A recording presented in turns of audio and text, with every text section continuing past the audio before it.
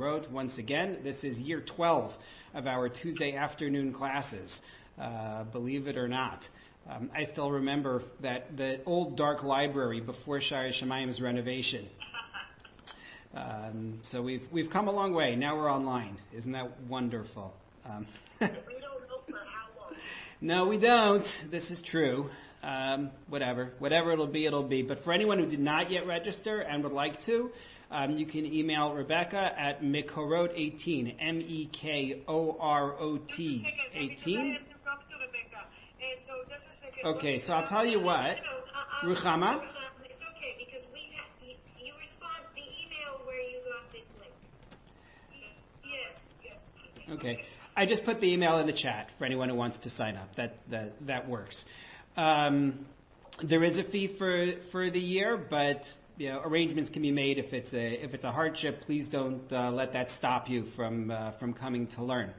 A couple of notes, because not everybody here has been in one of our series before, so I want to make sure to mention to you, I record audio of the classes, and I post it afterwards on YU Torah, and I will probably send out the link for it from today's class, just that you get a sense of how it works, and that way if you miss a class, you're always able to download it, or if you just want to hear the greatest hits all over again.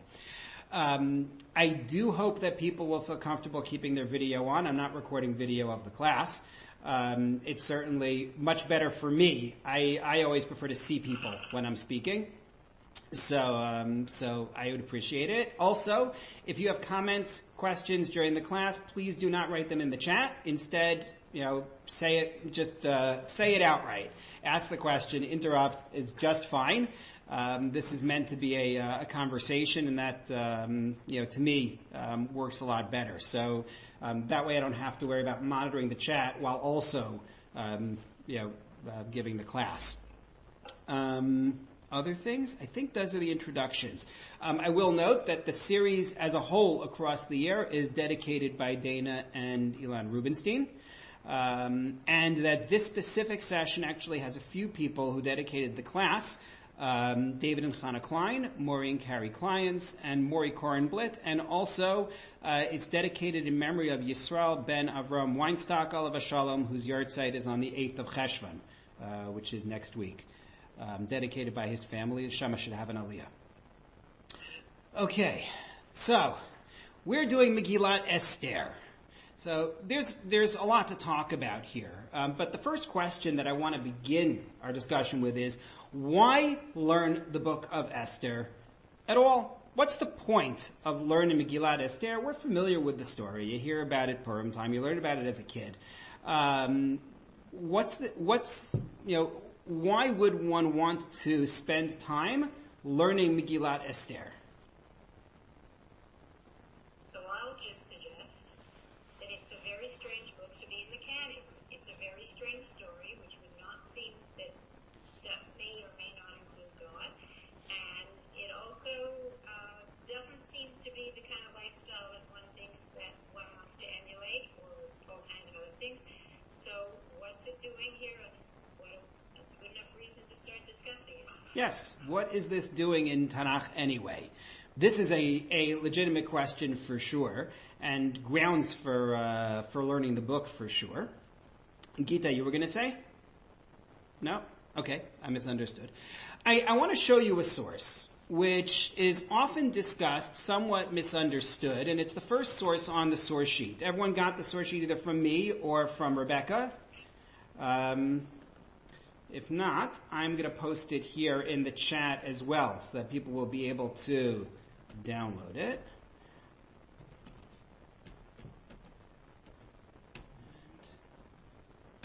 Okay, so I just put the PDF in the chat, so you should be able to download that as well and use it.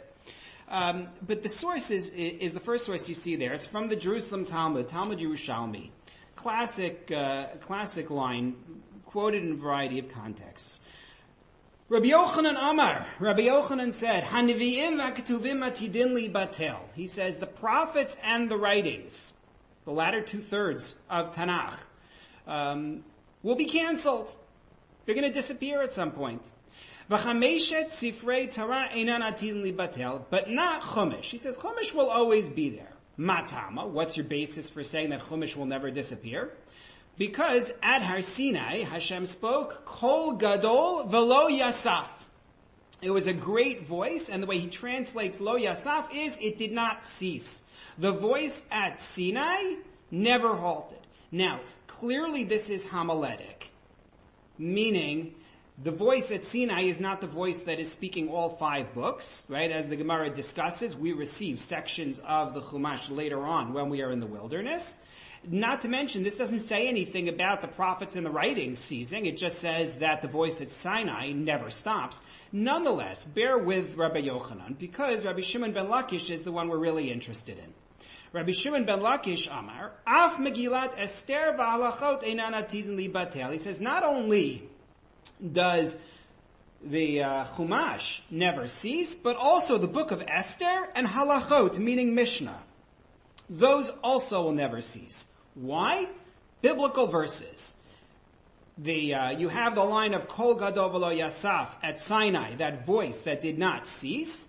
Well, in Esther we're told, V'zichram lo yasuf mizaram, that the story of Esther, the memory of the days of Purim, will never cease from their descendants. We're never going to forget Purim, therefore the book of Esther cannot possibly stop. Whatever's going to happen to the rest of Tanakh, the book of Esther remains, as does Mishnah based on a verse in Chavakuk. But I'm not going into the Mishnah discussion. The point is, Reish Lakish, Rabbi Shimon ben Lakish, says the book of Esther is eternal. That line from the Jerusalem Talmud is brought into the Rambam. If you take a look at source number 2, at the end of the laws of Purim, the Rambam brings you the following statement. In the interests of time, I'm going to just read my English translation, but you can see I gave you the original Hebrew on the sheet as well. All the books of the prophets and all the writings will be annulled in the days of Mashiach. The only exception, he says, is the book of Esther, which will stand like the 5 Chumashim, like the laws of the spoken Torah, by which he's referring to the Mishnah there, which are never annulled. He's quoting you the passage from the Jerusalem Talmud, changing the wording slightly. And then he says, although the memory of the troubles will be annulled, as it is written, for all the first troubles have been forgotten, have been hidden from my eyes, the days of Purim will not be annulled. As it is written, these days of Purim will not pass from among the Jews. V'zichram lo yasuf mizaram, their memory will not cease from among their descendants. Purim will remain. The book of Esther will remain. That book will never disappear. What does that mean when we're told the book will never disappear and will still persist even in the time of Mashiach? What's the message that the Rambam, based on the Jerusalem Talmud, is trying to convey to us? What's he saying? I think that the lessons that we have to learn from the Megillah, like that there's something that we still need to learn even in days of Mashiach. Because, Good. I mean, as to what Rebecca was saying before, there are a lot of parts of the Chumash that you can kind of just look at without a deeper meaning and say, well, that's not something I want to emulate. But there's a lesson to be learned that I think will continue in days of Mashiach. Right. I'm going to come back to Rebecca's point later on because there's much to be said. Is there a connection between the question you're asking and the sentence we say in Havdalah? What do you mean? Laihudim Aita Ora V'Simcha, that one? Yeah. In what way? Because we have to have joy and life in our world, and we say that every Saturday night. Right. So good. The idea then that there is something to take from the Megillah that has application in our lives. But keep in mind what the Rambam is saying. He's saying even in the time of Mashiach, it's going to persist. At a time when we would hope the need for light and the need for joy is not as dire as it is today. So the truth is that the idea that Jeanette expressed, and that I think Joyce is leaning towards also, is sort of where I want to go. But I had other sources that I wanted to show you first before I get there. So, if you take a look on your sheet at source number 3, you find the Raavad. The Raavad, Rabbi Avram ibn Daud, writes a commentary on Maimonides' Mishnah Torah, his work of law, in which, basically, anytime he doesn't like something the Rambam said, he's going to let you know. So take a look at source number 3, where he tells you, he quotes you the Rambam, who says that all these other books are going to be null and void. And he says, Devar hedyotos huzeh. He says, yeah, that's something that a plain person would say. I was being charitable by translating hedyotos as a plain person. Often hedyot means a fool. It can mean either way. But if it's the Ravid speaking, knowing his speech tendencies, he's saying, yeah, that's a foolish thing for you to say. What do you mean? He says, Lo yibatel sefer mikol asfarim. He says, no book in Tanakh is going away. That's nonsense. Ein sefer shein bo limud. Every book has something to teach. So then what was the point? The point is public reading of these books.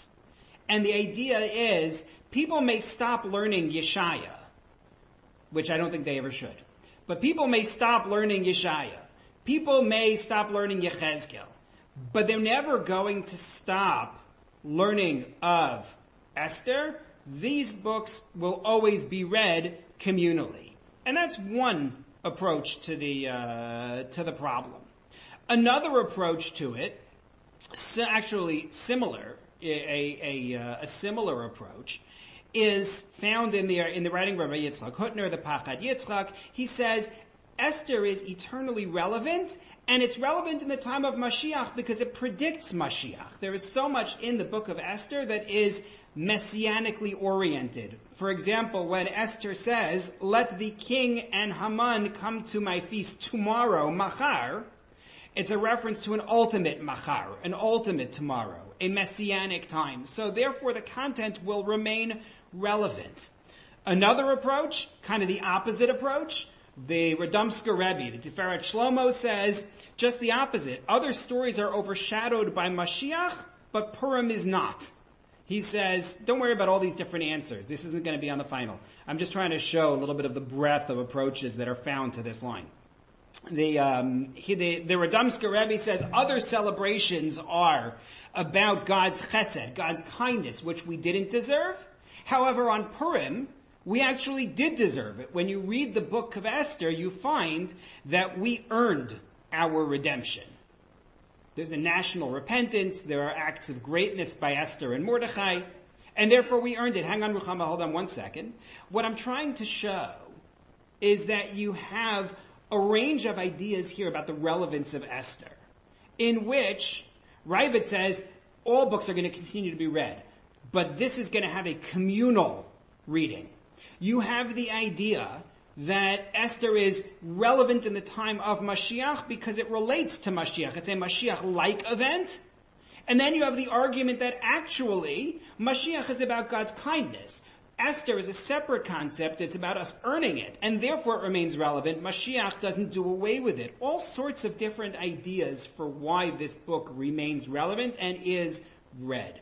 But to me, and then I'm going to come back to you, Ruchama, to me, the fundamental point that we should look at is that the book of Esther remains relevant for us because of the lessons that it has to teach, and one more very important point, because of our relationship with the story. Take a look at source number 4, please. Towards the end of the book of Esther. This is the passage that we were quoting about the memory of these days never leaving the Jews. Look at the passage. The Jews upheld and accepted upon themselves and their descendants and all who would join them. All of them. No exceptions. To practice these 2 days. These 2 days, Purim and Shushan Purim. Kichtavam v'chizmanam, as they are written at their times, b'chol shana v'shana, every single year. V'hayamim ha'ela nizkarim v'na'asim b'chol dor v'dor, and they are going to be practiced in every generation, every family, every land, every city. These days will never leave the Jews. Their memory will not cease from among their descendants. And what I draw from that line is more than just that there are lessons to be drawn from the book, although that's true, but it speaks to an emotional connection. The Jews got up and accepted upon themselves. not a decree. It's acceptance. We chose. We said, we are going to practice this. Our descendants are going to practice this without exception in every generation, in every family, in every nation, in every city. There's an emotional bond between the Jew and the Purim story. And that's really what we're talking about when we say Zichram lo yasuf mizaram, that it's never going to cease. Yes, there are elements of eternal relevance even in the time of Mashiach, especially in the time of Mashiach perhaps. There are lessons to be drawn from it, as Jeanette pointed out. There is the need for joy in our dark times for sure, as Joyce pointed out. But fundamentally, we love the story. We have an attachment to it. Ruchama, what were you going to say? It's always bothered me that this is the most sad book in our history. Because with all Gdolat Mordechai and with all the goodies, how does it finish? Vayasem mas shuv al kol haaretz, and again there is mas and there is. So what's the whole story about? If we get back to what was before, so what's the big deal? So Ruchama asks an excellent question. Where's the happy ending? Right? Where's the happy ending? This isn't the only book like that. Right? Consider the end of Sefer Bereshit. Right? After the whole saga of the family of Yaakov and Rachel and Leah and Bilhah and Zilpah and the split among the brothers and Yosef being sold, right? Suffering in Egypt and all of that, and Yaakov being miserable thinking that his son is dead. And then finally we get the reunion at the end, the happy ending, in order for the Jews to become slaves in Egypt for centuries. Where's the happy ending? That's not a happy ending. That is a sad one, so to speak. Ashiteinu Hashem Elecha, it's finished, and there is a hope, and here's the sure must. So what's the Ruchama? Who said it? Who said we have to have a happy ending? I mean, possibly the good news is they weren't killed, but maybe the lesson is that we are still in that cycle. I mean, we just go back to serving that foreign king and not moving from Taras and Madai. I mean, it's a familiar story. It goes Right. through the centuries. So I'm going to come back to this point. I'm going to come back to this point that Ruchama is making. It's going to matter a great deal. I'm just not quite there yet. But you're right. You don't have a happy ending in this book. The tax may actually be a happy ending. We'll have to talk about that when we get to chapter 10. There's a story behind that tax. It's not just random. But this brings me to our goals for learning the book of Esther. After 2 years of doing Yeshaya, and then before that, 2 years of Ezra and Nehemiah, and then I think before that, 2 years of Eov, of Job, I wanted to do something which would be more familiar to people, where you walk in with some level of familiarity with it, something with less poetry and more narrative to it, something that's a little less dark in its tone. Granted that, death sentence on the nation qualifies as dark, understood. Nonetheless, not as dark as chapter after chapter of Yeshaya warning that the Assyrians are coming, and after them the Babylonians. And most of all, because we love the story. But there are challenges in learning Esther. First of all, how can you offer something new on a book many of us have been hearing since grade school? It's hard to say something new and to have a different perspective. Also, this class, the Tuesday afternoon class that we've been doing, has always been a text-based class. Parenthetically, I will note, people should please have a Tanakh with them. Any edition is fine.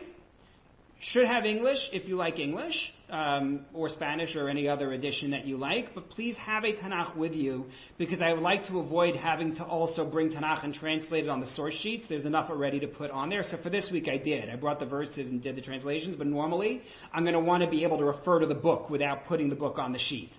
So please have a Tanakh with you. But going back to my main point, we want the class to be text-based, but we don't have the time to do 10 chapters line by line. Otherwise, this will be like Yeshaya all over again, in which we'll end up doing this for 2 years. So this is what I have as a plan. For today, I want to introduce the period of the Book of Esther. having done that, giving history, background, context, I want to go through the book looking at the key events and the key themes on multiple levels. And we're going to be using an array of sources. We'll be looking at, obviously, say, Megillat Esther itself, as well as parallel passages in Tanakh. We will be looking at some of the midrashim on the Book of Esther in depth. We'll be looking at commentators, particularly those which like to pay close attention to text, like the Malbim. Some of the philosophical commentators from time to time, like the Maharal, and the Dot Mikra edition, edited by Professor Amos Chacham, will always be very useful. But what I want to get out of this, at the end of the day, what I'm looking for after our study of Esther is an understanding of what are the timeless story elements and messages that have so seized our national attention and our national affection. What is it that makes us love Megillat Esther? Now, for some people, they love Esther not because of Esther at all. Some people just love it because they have memories of, as a kid, getting to dress up and go to shul, and you get shalach manos and all those other things, and hey, that's fine. Nonetheless, what is it about the book itself that so seizes our affections? I'm going to send out an email later today, I expect, to the list of whoever has registered, just calling for feedback on format, content, what you're looking for in the book. So I'm going to be looking for that from you. Okay, so let's start. Let's start, I think, with history. And in order to discuss the history of the book, we need to meet the Persians. So I say the Persians first because they're introduced first in the book, right? When do we first meet the Jews in the Book of Esther?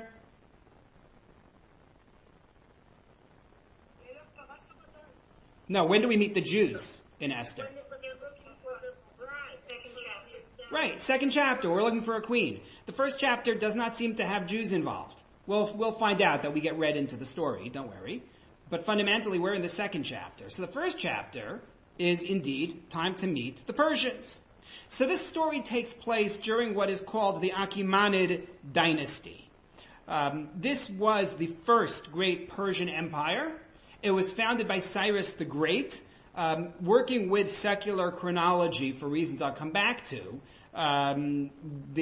Cyrus founds this empire somewhere around the year 550 before the Common Era. At the time, it's a collection of sort of semi-nomadic tribes who raise sheep and goats and cattle in what is today Iran. It would go on to become, like the Book of Esther says, one of the largest empires in history, stretched all the way from the Balkan Peninsula in the west to India in the east.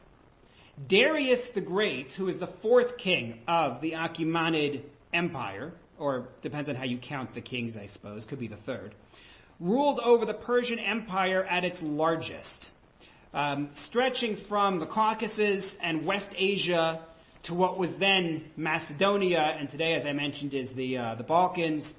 It included the Black Sea, Central Asia, parts of Libya, in Egypt, in Africa. Really a monster-sized empire.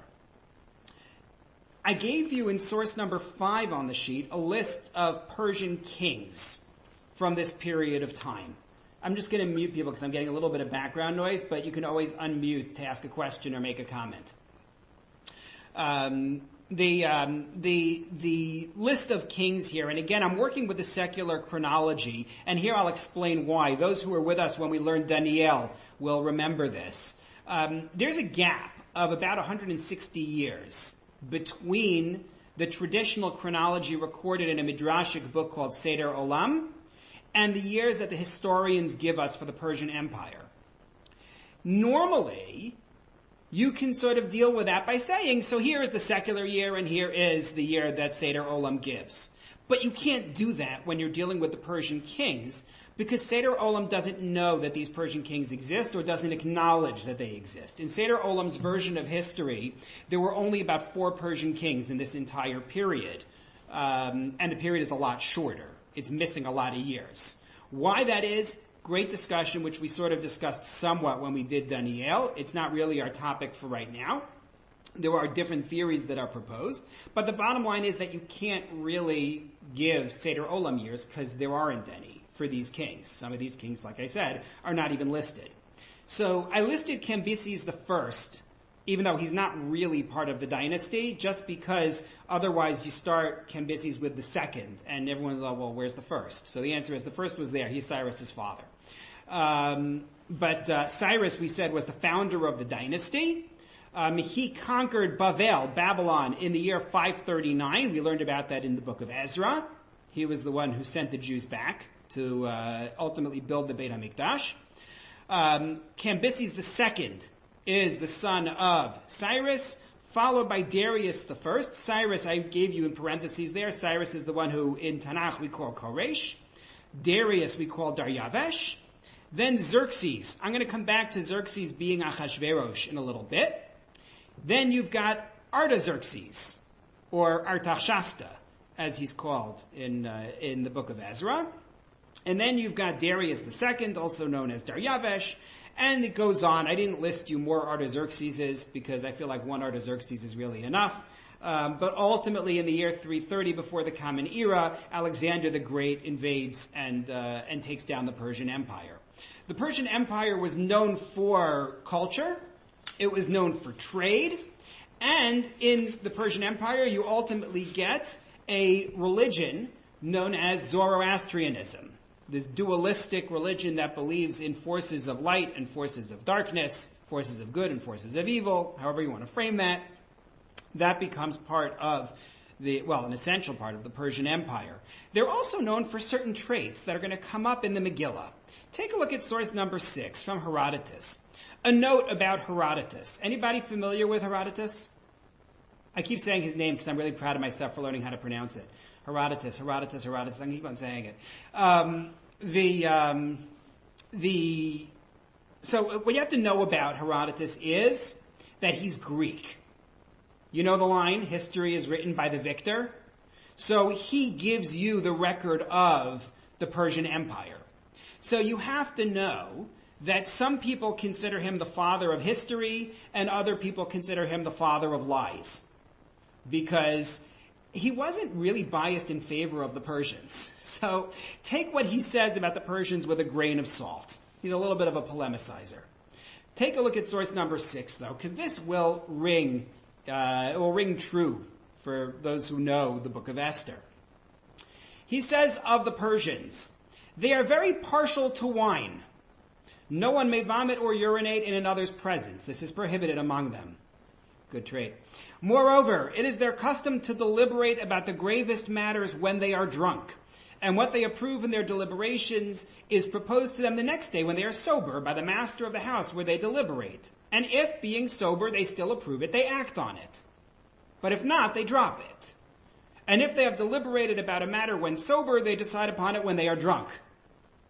So in other words, every decision requires a little element of intoxication. That's really what what Herodotus is saying about the Persians. So whether he's accurate or not, this will ring true from the Book of Esther, and something that we're going to come back to, the role of wine in the Book of Esther. And then one other line in source number 7, a little bit further along in his description of the Persians, he says, every Persian marries many lawful wives and keeps still more concubines. That was how the Greeks looked at the Persians, and also something that obviously from chapter 2, rings in terms of Achashiveroch and his multiple wives. So he's saying it's not just the king who does this. This is actually a national pastime. All right. So that's a little bit about Persians. We're going to have to learn a lot more about them, I think, in the course of the book. Let's talk about Achashiveroch, who I have already told you may well be the king labeled Xerxes. Take a look at source number 8, please, from the Book of Ezra. This is a passage which may give nightmares to those who were with us when we did Ezra. I see quite a few of you who were there at the time when we did the beginning of Ezra. This would be 4 years ago already. I see even a smile or two from those who were there. But chapter 4 was a challenge. If you remember the way the Book of Ezra works, the Jews come back to the land of Israel in chapter 1, chapter 2. Cyrus sends them back. Chapter 2 is this big lineage chapter. Chapter 3, they build an altar. And they start on construction of the Beit HaMikdash, of the temple. Parenthetically, Ezra's not there yet. Ezra doesn't show up until chapter 7. But in chapter 4, we learn that the locals are giving us a hard time. The Samaritans are not happy about the Jews building this Beit HaMikdash, this temple, and they try to get the Persians to shut us down. And that's what's brought in chapter 4. The problem of chapter 4 is that it jumps around a little bit in history, and it's not clear which events are happening when. So take a look at source number 8. This is from that chapter. And again, I'm just going to read out my English translation, but those who want to see the Hebrew, I give it to you on the sheet as well. And the nation of the land, those are the Samaritans, weakened the hands of Yehuda, of Judea, frightening them in their construction, and hiring advisors against them to ruin their counsel all the days of Cyrus, king of Persia, until the reign of Darius, king of Persia. And in the reign of Achashiveroch, at the start of his reign, they wrote an attack against the dwellers of Judea and Jerusalem. So what you see there is a king by the name of Achashiveroch. Is that necessarily the Achashiveroch of Purim? Unclear. Rashi thinks it is. Rashi believes that this is actually Achashiveroch, king of Persia, and that he's between Cyrus and Darius. So if you go back to source number 5, where I gave you the list of kings, Rashi seems to believe that Achashiveroch is Cambyses II. That seems to be Rashi's take. Ibn Ezra says, no, that's not who this Achashiveroch is. This Achashiveroch is Artaxerxes, which becomes very confusing because we list them separately.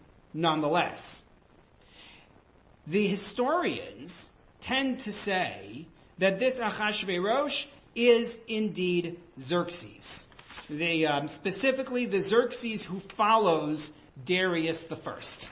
That's who we are talking about at this point. How we know that this should be that Xerxes? Just looking at my sheet and trying to figure out when I want to do this. I'm going to come back. I'm not quite going to make the argument yet. Right now, I'll just tell you that the argument of historians tends to be that it in fact is the Xerxes who follows Darius the First, who may or may not be the Purim Achashverosh. But this is one reference to Achashverosh in Tanakh, in Ezra. Maybe the Purim one, may not be. Yes, Janine. So according to that, Koresh's decree came before the time of Purim. Everybody has to agree that Cyrus is before the Purim story, and the Jews have already been freed to return to Israel. And not just freed to return, but have been sent back. That has to be accepted. The simple reason for that is because before Cyrus, the Persians are a nothing. There's no empire of 127 lands. So it has to be after Cyrus. That is going to create certain problems for us later on, but we're not there yet.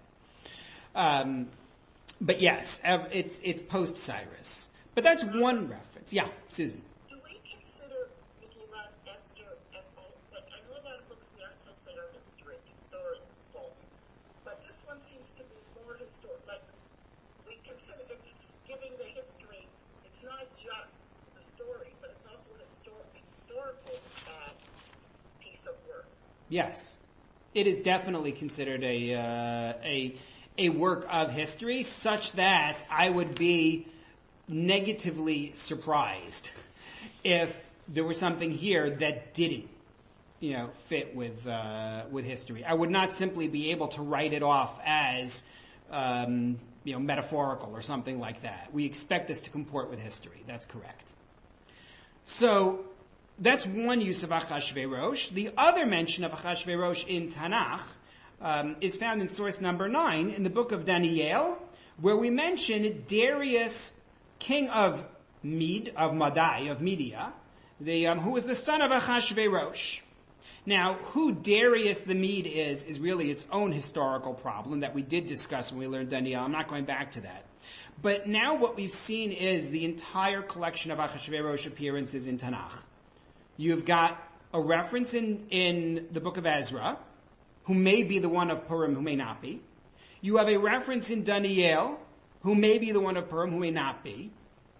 So can we figure out who this Achashverosh of Purim actually is in the list of kings? And the answer is yes.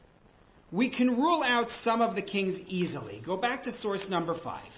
We know it's not Cyrus. Cyrus is Koresh. We know it's not Darius. Not Darius 1, not Darius 2. Because we know Darius as Daryavesh. That's how he's named in Tanakh. Can't really be Artaxerxes because he's listed in Ezra as Artaxshasta. And granted, Ibn Ezra wants to make Artaxshasta Achashverosh, that's an unpopular position. So we can rule out some of these. Cambyses II was, as we noted, Rashi's favorite, to be Achashverosh. And there are midrashim that fit. So for example, when we talk about Achashverosh saying to Esther, "What do you want? I'll give you up to half of my kingdom." And the Medrash says on that he's saying, up to the construction of the temple, the Beit HaMikdash, that I won't give you. So that means it hasn't yet been built. That fits if it's Cambyses II. So in that sense, it would work. We also have a Midrash that says that Achashverosh and Esther have a son whose name is Darius, and that he is the one who enables them to build the Beit HaMikdash, to build the temple. So if it's Cambyses II, that works really nicely. It also fits what we know about Cambyses II. He was expansionist and insecure. Don't tell him I said that. He was also brutal.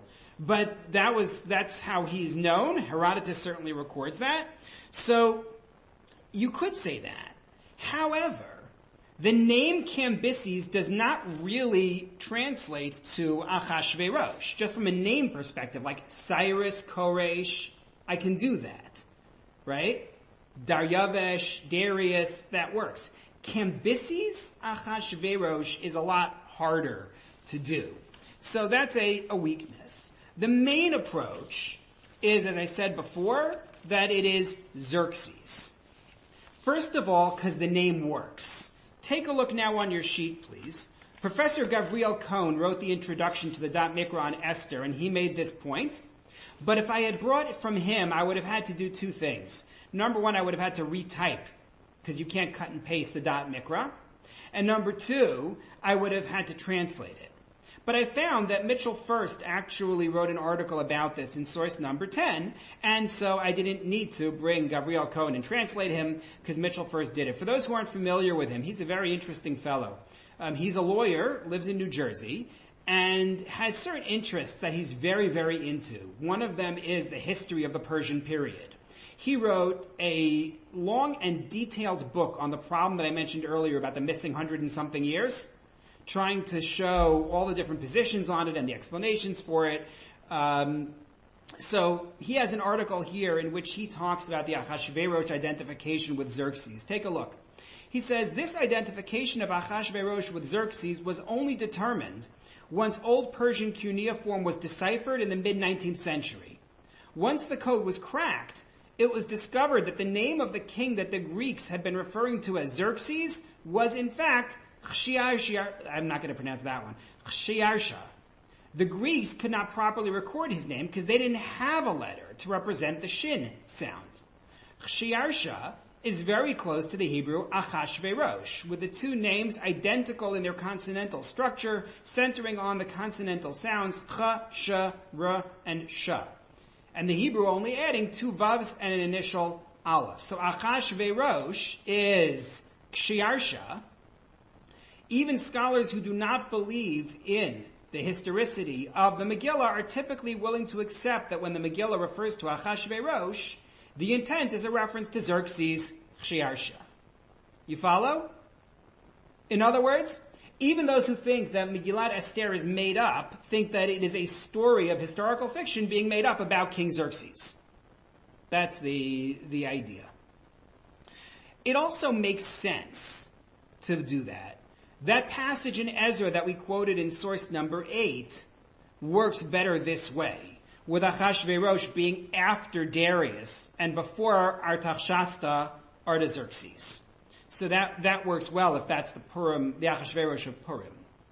Another advantage is in terms of what we know historically about Xerxes. You see, again, working from Herodotus, he says that Xerxes was named as king in waiting. His father Darius went to war against Egypt and Greece. And his father was killed, and that's how Xerxes became king. And he defeats Egypt and then needs to figure out what he's going to do with the Greeks. So in his third year, he holds a gathering of all of the Persian nobility to discuss next steps. So that actually fits really, really well. Then he goes into Greece and he gets defeated, but that's its own discussion. Also, Herodotus believes that Xerxes was heavily into cruelty, hungry for conquest, and heavily involved with women as well.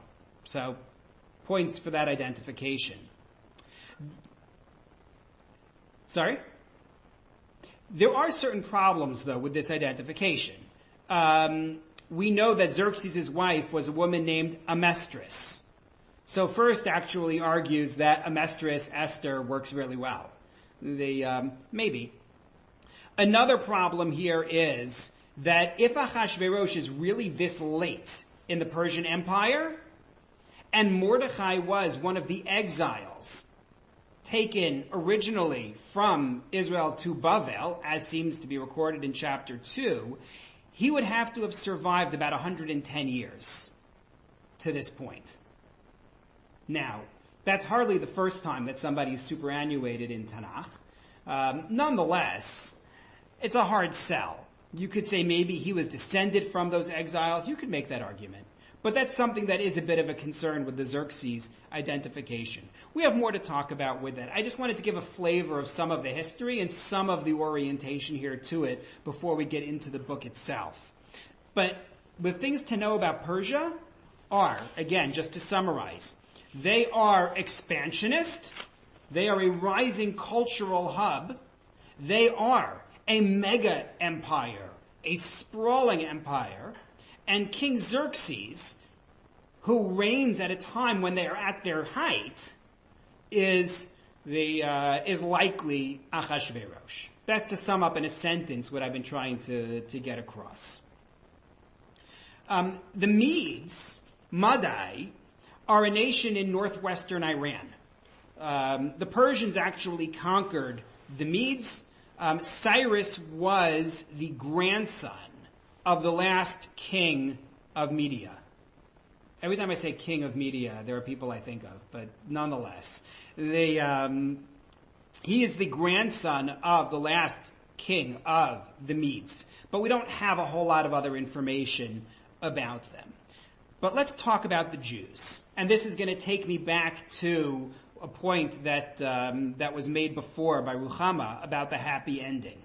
Who are the Jews at this point? What can you tell me about the Jews, not from the Book of Esther, but from what you know of the Jews at this point in our history? What do we know? Well, from what we learned with Ezra and Nehemiah, we know that a bunch of Jews did not leave Babel, that they stayed back, and only a certain amount left came to Israel, and they weren't allowed to build the Beit HaMikdash until Cyrus, and then, well, they don't have, I can't remember if it says that it finished there, but they had, the gathering, but it doesn't talk much about all the Jews that didn't leave, that stayed there and continued with their I'm having trouble today, economists and running, and merchandising, etc. Good. So what we do know, I'll get to you in 1 second, Hannah. What we do know at this stage is indeed that many, many Jews remained behind. Only 42,000 and change made the trip with Ezra. We also know that those Jews who remained behind were very skeptical about, I said with Ezra, I don't mean with Ezra, it's before Ezra, but when Cyrus sent them back. Ezra has his own group that goes with him. But we know that the Jews who remained behind were skeptical about the nature of this enterprise to build a Beit HaMikdash, to build a temple. If you remember the book of Zechariah, we did Zechariah 10 or 11 years ago. So Rebecca was there and Joyce was there. I'm not sure who else was there at the time. But what we learned in Zechariah was that there were Jews living in Bavel, which is then Persia, who sent a delegation to Zechariah asking him, should we fast on our fast days? Is this the redemption or isn't it the redemption? Nothing changes from that period until today. Jews still staying in exile, sending others to go back to the land, and questioning the messianic character of the rebuilding. So we find that as well. Chana, you were going to say?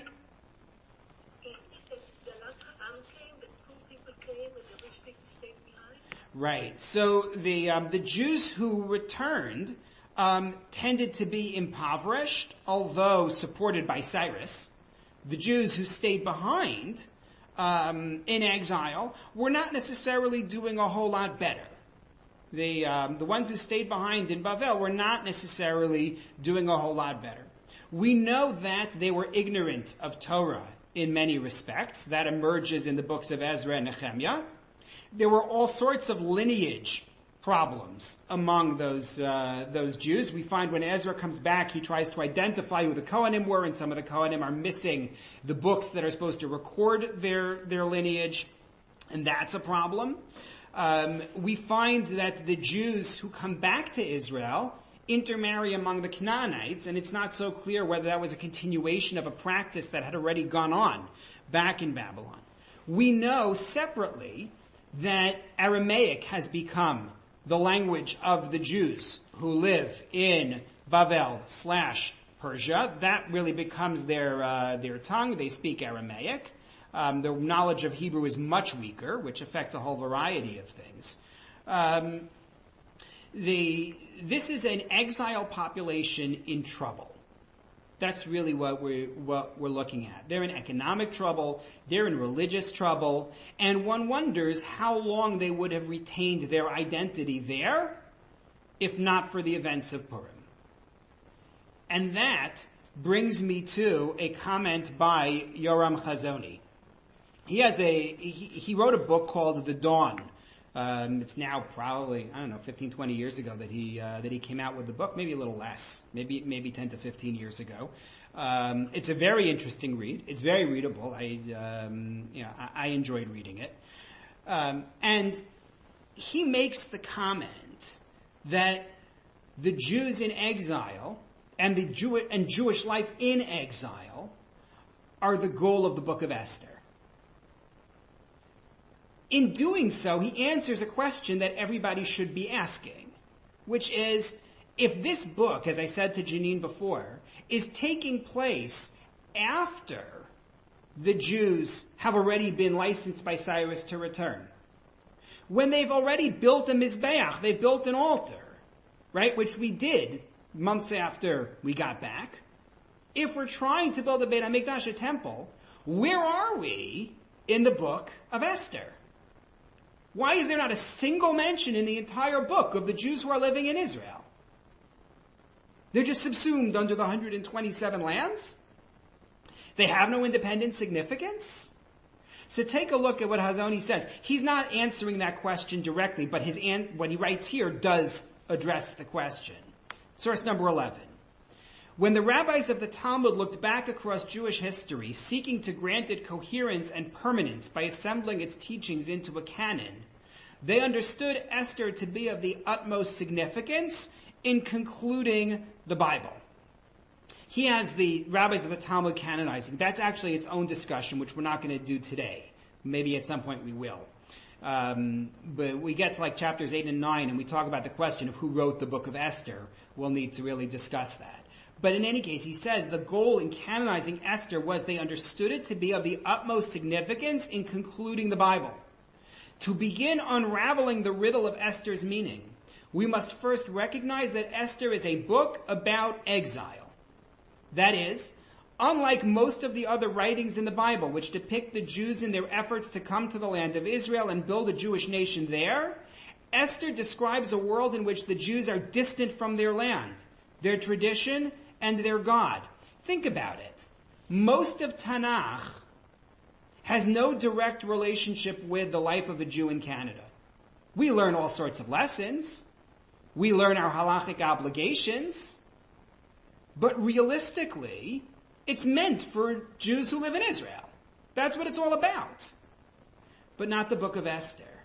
The Book of Esther is about existence in exile. And I brought you just a brief excerpt. He goes on this at length. In exile, whether in ancient Persia or in a more contemporary one, Jewish life must somehow persist without the immense resources made available by independent sovereign power. In exile, the Jews must live in dispersion, their institutions weak, their concerns wandering far from Jewish things, and their politics alienated from every obvious source of cohesiveness, direction, and strength. He goes on quite at length with it. Gita, you like that quote? That's the idea here, is this is a book about the exile experience. So to go back to what Ruchama said, she said, the ending of this book is not a happy ending. You're right. Because we're still in exile. Or as the Gemara says it, Akati Avdei Achashiveroch Anan. Right? The Gemara wants to know why we don't say Hallel on Purim. And it has multiple answers. But one of the answers is because at the end of the day, we're still slaves of Achashverosh. We're still paying taxes. That's exactly the point. This is not a book with a happy ending. This is a book about exile. And survival is the goal. Yes, Susan? When we say we were paying taxes, wasn't taxes common to any conquered people? I don't know. I don't think we were singled out, as we may have been in many other bad things that happened. But from what I understand from history, that when you're conquered, that's one of the punishments of being conquered. It wasn't like you Jews are paying taxes. No, that's true. And no one else is. That's true. No, we're also not the only scattered nation. The word diaspora, believe it or not, is not a Jewish word. It's a Greek word. The idea is not to say we are unique in this regard. Only that this is a book describing our exile experience. Okay, so yeah, because when you say it's not a happy ending, it sounds like it's directed at Jews. And the unhappy part may be that we're not free, but once you're conquered, it wasn't like certain things that we talk about pogroms that are directed to Jews. Where this unhappy ending is just one of, we're like everybody. Right, no, but the Book of Esther is our book. Yes. And so it's going to describe things from our perspective. But no, the book stresses that the tax is on everybody. And that's principal to the story. But again, we have to get to chapter 10 in order to really, really get where that is. So, one other note in this history introduction. People like to discuss the historicity of the book. And did this really happen? And is there anything to be found in the Persian records about, attesting to a Jewish queen and all of that? So I'm going to punt on this one by referring you in source number 12 to a book called Purim and the Persian Empire by Rabbi Yehuda Landi. Many, many years ago, I was in Camp Sdei Chemed and he was there. This would be, 34 years ago. I was gratified to see his name again as the author of this book, in which he basically works from the British Museum archives to try to demonstrate that there are historical sources and archaeological sources supporting the Purim story, and I leave it to you to read the book. Anything I would say would just come from what he said anyway. So that's something that those who want to research it certainly may. What are the themes of this book? Right? Aside from the story, which is nice, but what are the themes of this book? What would you say? Central messages of the Book of Esther.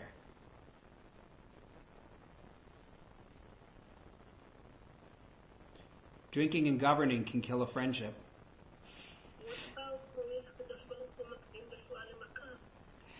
The idea, Chana says, that God brings the cure before the disease or before the wound.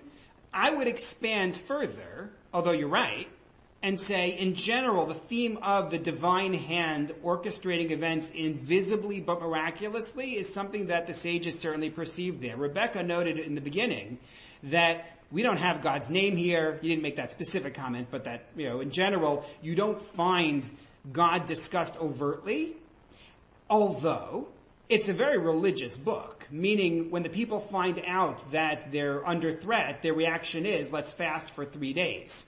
So don't kid yourself. It's a book in which the people are religious, even if the narrator isn't. But I want to just show you one text quickly, and then I saw you unmute, Rebecca, so I'll take what you wanted to say. But take a look at source number 15. I'm jumping just because Hannah mentioned the issue of the divine hand. The last chapter of Masechet Brachot is, among other things, a great repository of information regarding dream interpretation. Mind you, much of it is spent telling you that dreams are meaningless and don't get hung up on them. They're just what you were thinking about during the day. It's indigestion and so on. Nonetheless, it also provides you with messages that you could read into dreams you have. And it talks in this passage in source number 15 about people who, while they are sleeping, see a book from Tanakh and what the message is of the book that they see. I know there were some people in the last 2 years who were having nightmares about Yeshaya, thanks to our Tuesday classes. But let's see what you have here. These are books from Ketuvim, from the writings. So, in the interest of time, I'm going to just read my translation aloud, but you have the original there. There are 3 great writings, books from Ketuvim. If you see Tehillim, it's a message, piety is coming your way. If you dream about Tehillim, you're going to be pious. Proverbs, Mishlei, anticipate wisdom. Job, if you're dreaming about Job, worry about suffering. That may be a message. And then you have 3 minor writings. Minor meaning they're shorter. Shir Hashirim, Song of Songs, piety, the love relationship, and so forth. Ecclesiastes, wisdom. Eicha, Lamentations, suffering.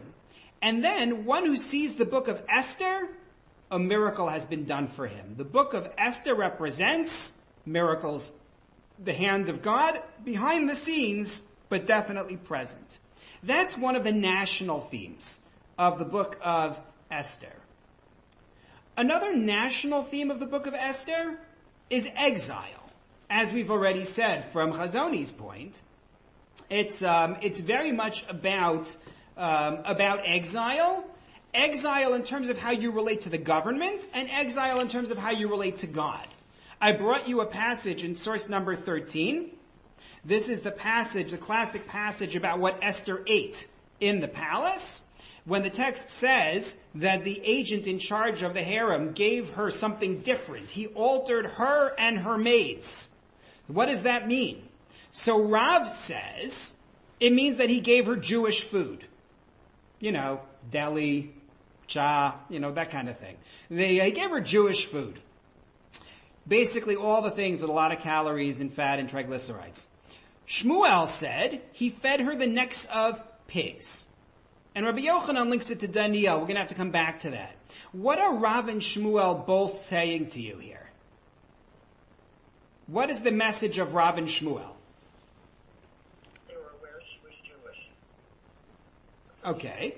And one of them says she was treated with Jewish food. The other one says she was given free. Correct. There are 2 ends of the spectrum. 2 ends of the spectrum. They're both, though, presenting the experience of the Jew in exile. Rav is saying that she went out of her way, even though she was not supposed to tell anybody where she was from. Nonetheless, she went out of her way to get herself kosher food. That's the meaning of Jewish food. Whereas the other one says, when they realized she was Jewish, they, Dafka, didn't give her kosher food. They specifically avoided giving her kosher food.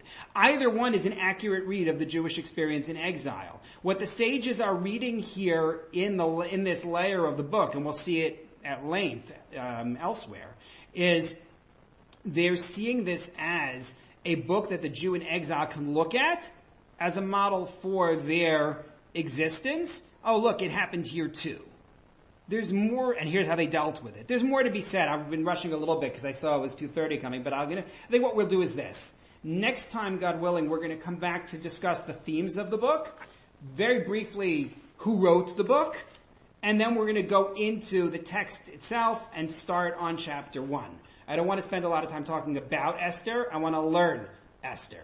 But the key things to come away with from today are, number 1, why we learn Esther. The idea that this is a book, not just with lessons, although it's true, and not just with eternal relevance, as we saw in the stories that we talked about, but just the love of the nation for it. They embraced it.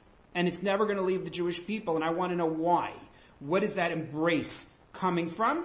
Number 2, we have our introduction to these expansionist, upstart Persians, and we're going to see them obviously through the book. Achashiveroch being Xerxes, it seems most likely, and the Jews themselves as an exile nation. Surviving in exile, that's the point of the book, is what is the Jewish experience in exile. There's much more about it. There are more themes that we're going to draw out, but that is, I think, a principal point within this book. So I look forward to continuing next week. As I said in the beginning, I'm going to send out an email just asking for feedback and thoughts on the format, what you want to see in the Book of Esther. I look forward to a year of Esther, and then, God willing, Ruth, and then Echa. God willing, we'll be learning Echa already in retrospect. It won't be a reality for us by then. Are you dreaming? You really think we're going to be able to do 3 books? We've never been able to do it. You know what? You got to dream big. Thank you very much.